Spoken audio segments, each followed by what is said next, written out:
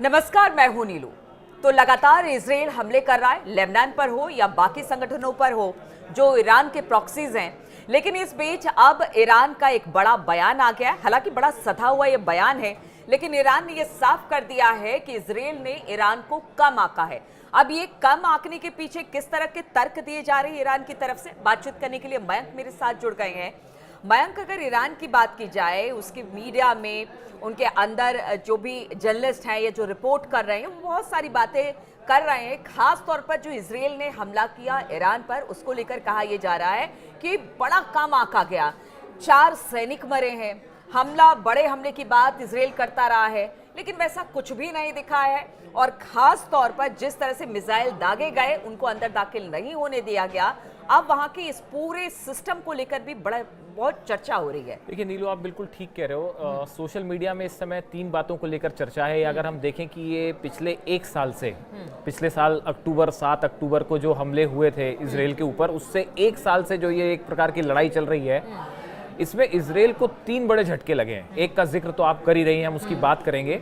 इसके अलावा एक बड़ी चीज मैं आपको बताना चाहूंगा। इजरायली मिनिस्ट्री ऑफ सिक्योरिटी जो है, इसने पहली बार ऐसा कहा जा रहा है कि ये बात मानी है कि पिछले 1 साल में 890 इजरायली सैनिकों की मौत हुई है। अच्छा। ये पहला मौका है ऐसा। देखिए इजराइल, कि इजराइल की जो डिफेंस मिनिस्ट्री है, मिनिस्ट्री ऑफ सिक्योरिटी है, इसकी तरफ से कहा गया, हालांकि ये बात भी सोर्सेस के जरिए ही बाहर आई है कि इनकी तरफ से ये कहा गया कि करीब 890 इजरायली सोल्जर्स की गाजा में, लेबनान में और बॉर्डर में अलग अलग हमलों में मौत हुई है। ये एक बड़ा आंकड़ा है। 890 इजरायली सैनिकों की मौत होना जो है, ये वाकई एक बड़ा झटका इजराइल के लिए है, इसमें कोई दो मत नहीं है। और दूसरी चीज आप देखिए, अगर हम लेबनान की भी बात करें, लेबनान में जो ऑपरेशन हो रहा है उसकी भी हम चर्चा करेंगे। वहां पे भी लगातार जो इजराइल के मरकावा टैंक्स हैं वो तबाह हो रहे हैं। देखिए एयर स्ट्राइक तो इजराइल कर रहा है, लेकिन इजराइल को भी नुकसान उठाना, जमीन पे ग्राउंड ऑपरेशन पे इजराइल को बड़ा नुकसान उठाना पड़ रहा है। और जो तीसरी चीज की आप बात कर रहे हैं, ईरान पे हमले की, देखिए पूरे सोशल मीडिया में, इंटरनेशनल मीडिया में एक इस तरह का मैसेज गया है कि इजराइल का जो हमला था वो बहुत ही हल्का हमला था। वो उतना बड़ा हमला नहीं था जितनी की बात की जा रही थी इजराइल की तरफ से कि हम ऑयल रिफाइनरीज को निशाना बना देंगे और न्यूक्लियर साइट्स को निशाना बना देंगे। ऐसा कुछ भी नहीं हुआ है। जो पहली बात तो ये कहा गया कि जो ये fighter jets F-35, F-16, F-15 से हमले हुए, ये ईरान की सीमा के अंदर दाखिल नहीं हुए। ये बड़ी बात है। जॉर्डन, यस, आयरन डोम सिस्टम पर भी है कि बड़ा जॉर्डन की सीमा से, सीरिया की सीमा से ये हमले हुए हैं और ईरान की सीमा के अंदर फाइटर जेट्स नहीं गए। जो मिसाइल्स हैं वो बाहर से दागी गई। और दूसरी सबसे बड़ी चीज़ ये है, देखिए कि जैसा पहले एक अंदाज लग रहा था कि इजराइल का बहुत बड़ा हमला होगा, ये वैसा बड़ा हमला इसको कतई नहीं माना जा सकता जिस तरह अभी चीज़ें निकल के सामने आई हैं। अब देखिए इसको लेके जो आप जिक्र कर रहे थे कि खामेनेई का बयान सामने आया है, जिसकी बहुत ज़्यादा चर्चा है। खामेनेई का कहना है कि इजराइल ने जो है वो ईरान को बहुत कम कर कर आका है। अब वो ऐसा क्यों कह रहे हैं? वो ऐसा ये कह रहे हैं, उनका कहने का मतलब ये है कि ईरान जो है उसने न सिर्फ इजराइल के हमले को एक प्रकार से नाकाम किया, जो मिसाइल्स अंदर आई उसमें से काफ़ी सारी मिसाइल्स इंटरसेप्ट की गई मिसाइल, और जो मिसाइल गिरी भी हैं उनसे वैसा नुकसान नहीं हुआ जिसका मतलब पहले अंदेशा था कि बहुत आशंका थी कि बहुत बड़ा नुकसान होगा। ऐसा कतई नहीं था। अब देखिए IDF चीफ जो है हर्जी हवेली, इजराइल के IDF चीफ हैं, उनका जो बयान सामने आया है, उनका कहना ऐसा है कि ये इजराइल की तरफ से एक लिमिटेड अटैक था और पूरी क्षमता का इस्तेमाल अभी बाकी है, ये सिर्फ एक ट्रायल था। अब देखिए इसके 2 मतलब हैं। पहला मतलब ये है कि IDF चीफ खुद ये मान रहे हैं कि ये हमला छोटा हमला था।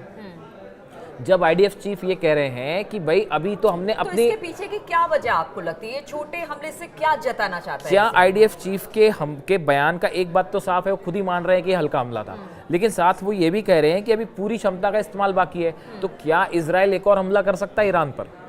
ये भी इसका एक मतलब ये भी निकाला जाता है। या फिर एक प्रकार से कि आप अपना जो है मुंह छिपाने की कोशिश कर रहे हैं कि इंटरनेशनल मीडिया में एक ये मैसेज गया कि भाई इजराइल ने बहुत बड़ा हमला नहीं कर पाया, तो अब इसमें कुछ मुंह छिपाना है, तो इसलिए आप ये बयान दे रहे हैं कि भाई अभी हमने पूरी क्षमता का इस्तेमाल नहीं किया। इसको दोनों तरह से देखा जा सकता है। लेकिन जो आपका सवाल है बड़ा महत्वपूर्ण है कि ये हमला छोटे लेवल का हमला क्यों था। अब देखिए अमेरिका में होने हैं चुनाव। अब कहा यह जा रहा है कि अगला राष्ट्रपति अमेरिका का कौन होगा इस पे बहुत कुछ डिपेंड करता है उस पे सब कुछ डिपेंड करेगा। यहाँ पे मिडिल ईस्ट में क्या होने जा रहा है, यहाँ पे क्या ईरान और इजराइल के बीच लड़ाई छिड़ेगी, क्या इजराइल फिर से हमला करेगा या फिर ईरान पलटवार करेगा इजराइल पे, ये सब कुछ इस बात पे तय करता है कि अमेरिका में राष्ट्रपति चुनाव के क्या परिणाम आ रहे हैं। तो यानी कहा जाए अमेरिकी राष्ट्रपति चुनाव से पहले की ये शांति है, अगर एक बार चीजें निपट गई, वहां पर राष्ट्रपति कोई नया बना और राष्ट्रपति बनने के बाद जो नाम सामने आया उसी के अनुसार मिडिल ईस्ट की किस्मत तय। बिल्कुल सही कह रहे हो आप। देखिए इस बार भी जो अटैक था, ऐसा लगता है मानो इजराइल को ये कह दिया गया था कि आप अटैक तो करेंगे लेकिन ये अटैक बड़ा नहीं होना चाहिए।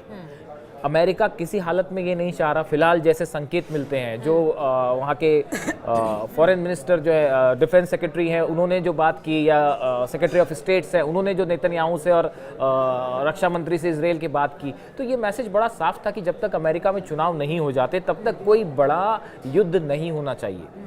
देखिए एक बार अगर यहाँ पे फुल फ्लेजेड वॉर छिड़ जाता है, या अगर इजराइल का बहुत बड़ा हमला होता, न्यूक्लियर साइट्स पे हमला हो जाता, या ऑयल रिफाइनरी पे हमला होता, उसके बाद ईरान भी जो है अपनी तरह से तैयार है पूरा। हाँ। उसकी तरफ से, ईरान की तरफ से भी ये कहा जा रहा है कि हमारा जो ट्रू प्रॉमिस 2 ऑपरेशन होगा, जो पहली बार 180 मिसाइल्स गिरी थी, वो ट्रू प्रॉमिस उसका नाम दिया गया था। तो अब ईरान की तरफ से ये कहा गया है, मोहम्मद बाघेर जो हैं ईरान की संसद के अध्यक्ष जो हैं, उन्होंने ये कहा है कि ईरान का जो ट्रू प्रॉमिस 2 ऑपरेशन होगा, ये एक बहुत बड़ा अटैक होगा और इजराइल पर निर्णायक हमला होगा।